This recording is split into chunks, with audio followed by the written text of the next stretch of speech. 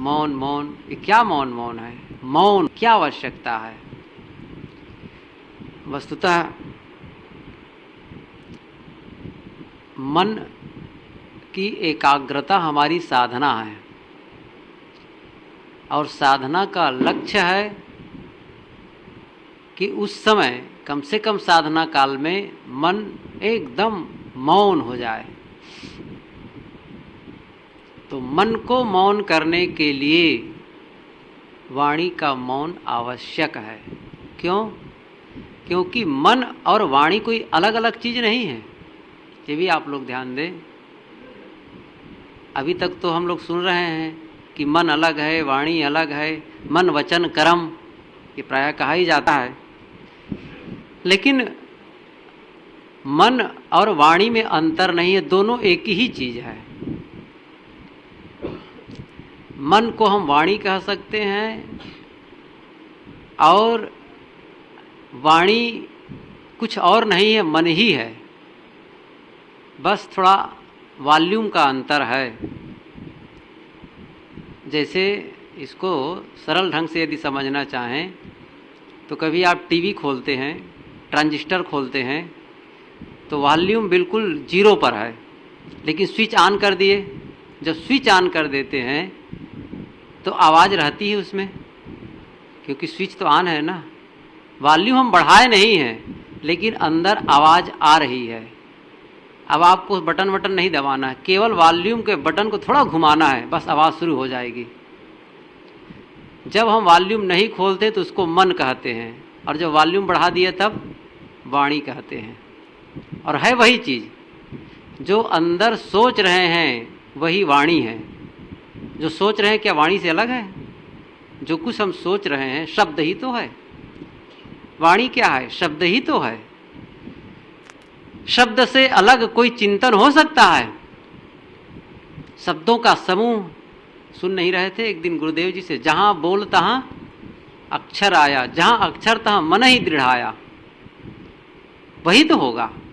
मन में शब्दों का समूह है, वही वाणी है। अलग अलग कैसे? जब वाणी गुप्त होती है उसे मन कहते हैं, और मन जब मुखर होता है तो उसे वाणी कहते हैं। इसलिए अंतर भेद नहीं डाल सकते हम कि ये मन है, ये वाणी है। बस वही कहा ना, आवाज़ की अंतर है। इसलिए हम बाहर से ही बोलते रह जाएंगे तो मन का मौन कैसे हो पाएगा? ये बात सही है।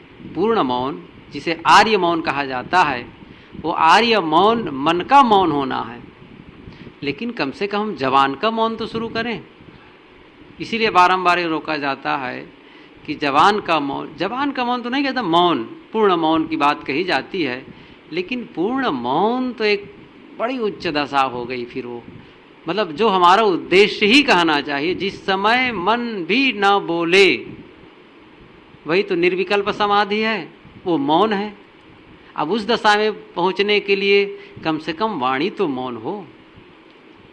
ये आरंभ के लिए इसलिए वाणी मौन की बात कही जाती है। वाणी का मौन इसलिए आवश्यक है कि हमें मन को मौन करना है। यहाँ कम से कम हम लोग आए हैं, ये बारंबार विचार किया जा रहा है, कहा जाता है कि मौन मौन, और सभी ध्यान शिविरों की बात यही है। ध्यान शिविर में प्राय यही होता ही है। और फिर बात करना जब शुरू करते हैं तो उसका कोई सीमा नहीं है।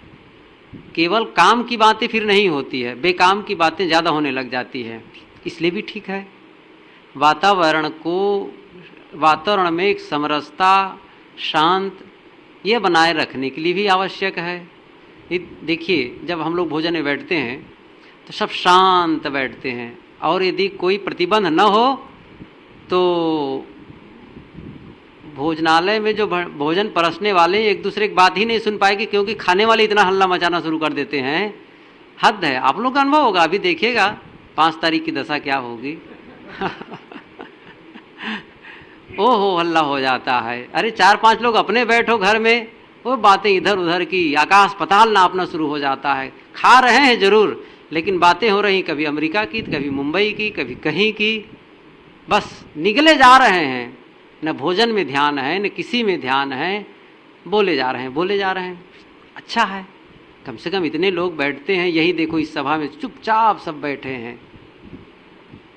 अरे 10 लोग क्या 5 लोग एक साथ चुपचाप बैठे रह जाएं, और बहनों के लिए 2 ही बहुत है। 2 एक साथ बैठे रह जाए चुप तो बड़ी बात हो गई, फिर तो बड़ा आश्चर्य होगा। नहीं बैठ सकती हैं, बड़ा कठिन है। इसलिए मौन आवश्यक है। तो कम से कम यहाँ मौन का अभ्यास एक होना चाहिए। वैसे मौनम सर्वार्थ साधकम एक पुस्तक है वहाँ के शस्ता साहित्य मंडल की, बहुत पतली पुस्तक, कई महापुरुषों की लेख है उसमें, महात्मा गांधी के भी है, औरों का भी है। बहुत अच्छा उसमें आया है कि मौन के विषय में कैसे रहना चाहिए। कई लोग, फिर वो विनोबा जी का भी उसमें लेख है, बहुत बढ़िया। उसमें विनोबा जी ने लिखा कि पहले तो यूं ही रहता था, कभी सप्ताह में 1 दिन रह लेता था, कभी कुछ, और कई बार होता था जब रात में सोने चलता था तब वो शाम होती थी तो मौन शुरू करता था, और दिन चढ़ने पर मौन खोलता था। कोई मतलब का नहीं निकलता था, क्योंकि वो स्वाभाविक मौन की बात है, रात में सोएंगे तो कौन किससे बोलेगा। लेकिन मौन के महत्व को जब समझा, जब मन मौन होने लगा, तब मौन का असली महत्व है। उन्होंने इसको बहुत बढ़िया लिखा है। तो मौन कितना आवश्यक है हम लोगों के लिए। सप्ताह में हम लोग खुद चाहिए ऐसा भी शौक कि कम बोलने का अभ्यासी हो। और जहाँ तक साधना पक्ष की बात है, जब साधना सत्र में रहें तब तो बहुत कम न बोलें तो अच्छा है। अब मजबूरी है किसी को भाई व्यवस्था संबंधी या और ऐसी कोई खास बात, आश्रम संबंधी या और कोई बात हो गई है, उसकी बात अलग है। लेकिन हम लोग कम से कम उस स्तर में हम लोग सीखने के लिए आए हैं। उन लोगों को तो चाहिए इसके लिए अभ्यास करें मौन।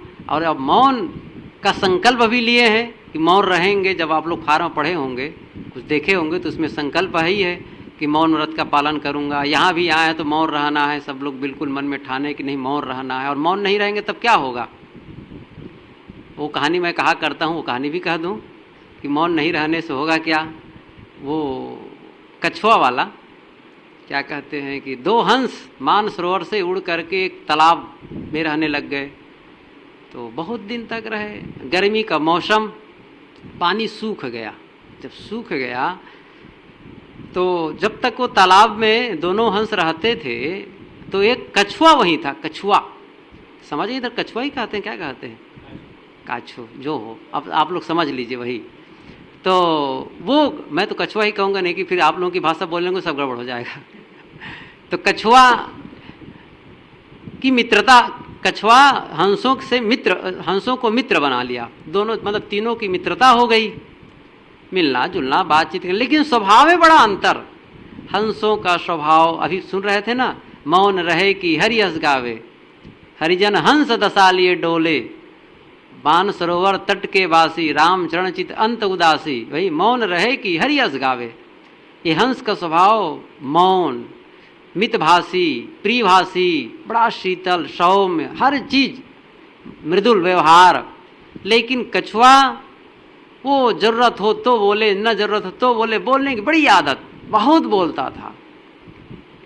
तो रहते रहते समय बीता, पानी सूखा तो हंसों ने सोचा अब रहना ठीक नहीं, यहाँ मानसरोवर जाएंगे। चर्चा होने लगी दोनों में, मानसरोवर उड़ के चले जाएंगे। दौड़े दौड़े आया कछुआ, अरे भाई सुना हो कि आप दोनों मानसरोवर जाने वाले हैं, मुझे भी ले चलिए मानसरोवर, बड़ी महिमा सुना हूँ मानसरोवर की, मुझे भी एक बार दिखा दीजिए। हंसों ने कहा कि नहीं नहीं, आप वहाँ जाकर क्या करेंगे, कम बोलने लगे, और आप बहुत बेकार, बहुत ज़्यादा बोलते हैं, वहाँ जाकर फिट नहीं बैठेंगे, न जाइए। कहा कि नहीं नहीं, आप जो कहेंगे मैं वही करने को तैयार हूँ, बिल्कुल मैं कम बोलूँगा, मौन रहूँगा, आपकी बातों को मानूंगा, लेकिन एक बार तो मुझे ले चलिए। बहुत जिद किया। हंसों ने कहा ठीक है भाई चलो, जब बहुत कह रहे हैं, रो गिड़गिड़ा रहे हैं तो चल बरो, ये कह रहे हैं कि मौन रहूँगा, बिल्कुल संकल्प ले रहे हैं, तो ठीक है चलो। तो कहा भाई, तब हंस उड़ने वाले पक्षी, और ये कहाँ उड़े। तो क्या किए हंस बड़े चतुर, तो एक लकड़ी लाए पतली सी हनी कहीं से, और दोनों उधर से चोंच से अपने दबा लिए, और कछुआ का बीच पकड़ लो, मतलब बीचों बीच को मुंह से बिल्कुल ऐसा पकड़ लो। अब कैसे पकड़ेगा, दांत से बिल्कुल मुंह से पकड़ लिया। कहा इसको पकड़े रहना और हम सब ऊपर उड़ेंगे, बोलना मत, सावधान रहना कहे। तो कछुआ कभी तो उड़ा नहीं था, अब दोनों हंस उड़े ऊपर आसमान में गति से। और कछुआ को बड़ा आनंद आया, हमेशा वो कीचड़ पानी में रहने वाला कछुआ, आकाश की निर्मलता कभी देखा भी नहीं था, अनुभव भी नहीं था। उनको बड़ा आनंद आया, लगा हंसों को बताऊं, लेकिन सोचा कि नहीं, संकल्प लिया हूं न बोलने का, नहीं ठीक, बोलना ठीक नहीं है, नहीं बताया। अब गांव एक पड़ा था, उसके गांव के ऊपर से हंस उड़ते जा रहे हैं और बीच में कछुआ लटक रहा है। तो गांव के लोग देखे, देखो तो कलयुग का जमाना बड़ा विचित्र है, क्या हो गया? अरे दो हंस एक मुर्दा कछुआ को दबाए ले जा रहे हैं। इतना सुनना था कछुआ का, अहंकार में ठेस लगा, अरे मैं मुर्दा नहीं हूं, मैं तो जिंदा हूं, बोलना था बस। छूटी लकड़ी और नीचे गिरा और सचमुच तब मुर्दा ही हो गया। पहले जिंदा था। यदि वह न बोलता, ध्यान दीजिए, यदि कछुआ न बोलता तो मान सरोवर का आनंद लेता, वहां वास करता, और बोलने से जान गए ना क्या हो गया? हम लोग भी संकल्प लिए हैं ना। और कहीं संकल्प भंग हुआ तो कछुए के समान न होना पड़े। इसलिए आवश्यक है कि मौन का पालन। तो ये भी बात नहीं कि सदा के लिए मौन, कई लोग वाणी का एकदम जैसे कोई जबान में ताला लगा देते हैं, बोलते ही नहीं हैं। तब क्या करते हैं? कागज कलम लिए रहेंगे, लिखते रहते हैं, बताते रहते हैं, मौनी जी महाराज, मौनी जी महाराज, तो उनका नाम होता है मौनी जी, वो जवान कोई खास नहीं। अरे वाणी ये प्रकृति के लिए का वरदान है, इसका उपयोग होना चाहिए, और वह उपयोग है अपने व्यवहार के संपादन के लिए। ज्ञान की बातें सुनो, दो, और भी ज्ञान काम की बातें सुनना जानना, लेकिन यही वरदान हम लोगों ने उसे अभिशाप बना लिया है। मन वरदान है, पूरा शरीर ही वरदान है, हर इंद्रिय वरदान है, लेकिन मन सर्वाधिक वरदान है। ये अन्य मन और वाणी अन्य प्राणियों में जैसा विकसित ये मनुष्य में है वैसा नहीं है, लेकिन ये दोनों जितना ही हमारे लिए वरदान है वो अभिशाप भी है। वैसे अभिशाप और वरदान को भी अलग अलग नहीं कर सकते, ये भी बड़ा एक विचित्र बात है। अभिशाप और वरदान दोनों को हम सर्वथा अलग अलग नहीं करते, एकदम जुड़े रहते हैं। कब वरदान अभिशाप बन जाए कोई ठिकाना नहीं है, बस सदुपयोग और दुरुपयोग पर निर्भर करता है। शक्ति का सदुपयोग वरदान है और दुरुपयोग अभिशाप है। मन शक्ति है, बहुत शक्तिशाली है, लेकिन इसका दुरुपयोग करने लगे बस अभिशाप हो जाएगा। वही वहाँ की कहानी क्या कहते हैं, मिडास की, यूनान वाली। राजा ने, वो राजा तो थे ही, धनी थे, बहुत उनको इच्छा सोने के लिए, धन के लिए। देवता आए, साधु आया, वर्त कहा कि मुझे ऐसे आशीर्वाद दीजिए कि मैं जो छूँ सोना हो जाए। कहीं परेशान हो जाओगे? नहीं नहीं, जो छूँ सोना हो जाए। ठीक है जाओ। आशीर्वाद मिला, वरदान मिल गया। क्या? जो छुए वो सोना हो जाए। अब दौड़े दौड़े गया, सामने पेड़ था, उसको छुआ प्रयोग करने के लिए सोने का। बड़ी प्रसन्नता, सोने की पेड़, पूरा पेड़। फिर लगा कि फलेगा तो नहीं, केरी का पेड़ है, फल तो मिलेगा नहीं, चलो लेकिन कोई बात नहीं, खरीद लेंगे।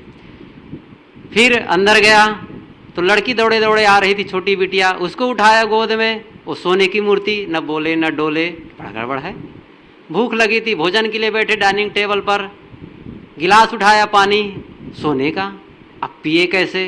रोटी को तोड़ा, सोने की। अब खाए कैसे? न चबाते बनता न पीते बनता है। दौड़ाओ, भागा महात्मा के पास में। रुको रुको महात्मा जी, क्या हो गया? कहीं ना आप वरदान लौटा लीजिए। कि क्या हो गया?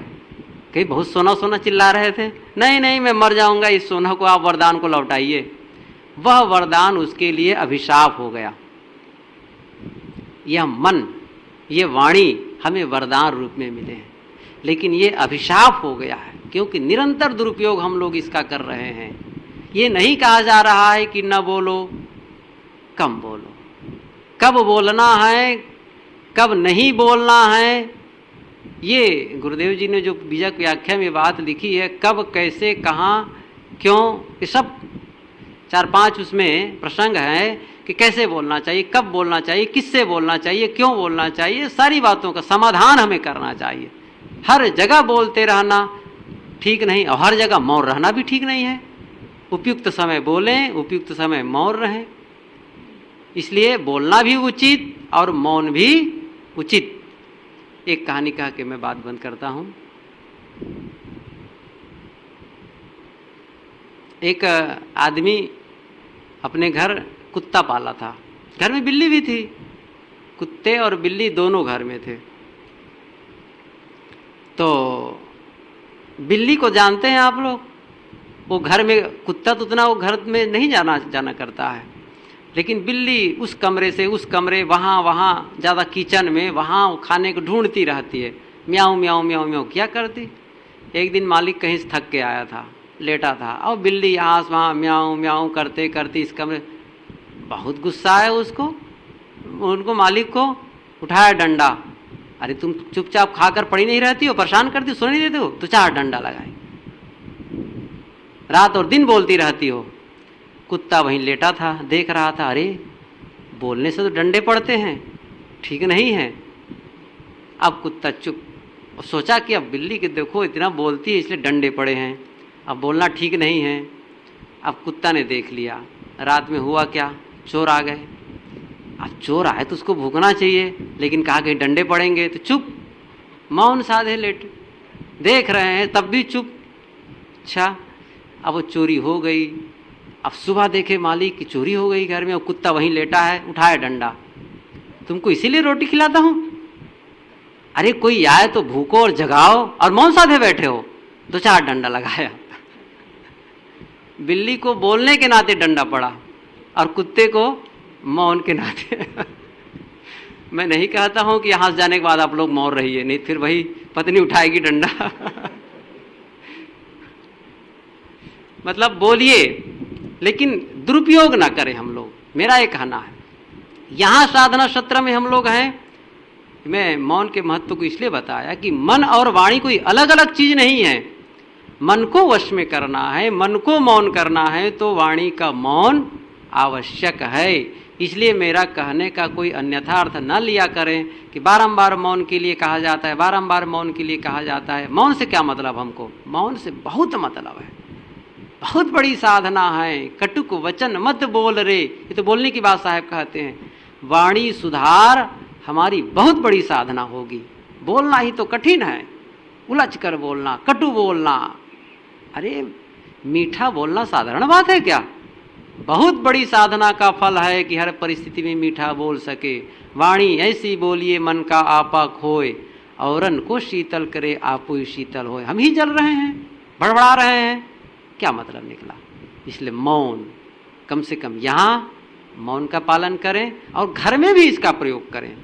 कम बोलें, अच्छा लगेगा, इससे व्यक्तित्व निखरता है। बहुत बोलने वाले को अरे फटफट बोला करता है, झूठ बोलेगा, अश्लील बोलेगा, वो संयम नहीं रहेगा। इसलिए कम से कम बोलें, ये अच्छे व्यक्तित्व का लक्षण है। और अब सब लोग मन को मौन कर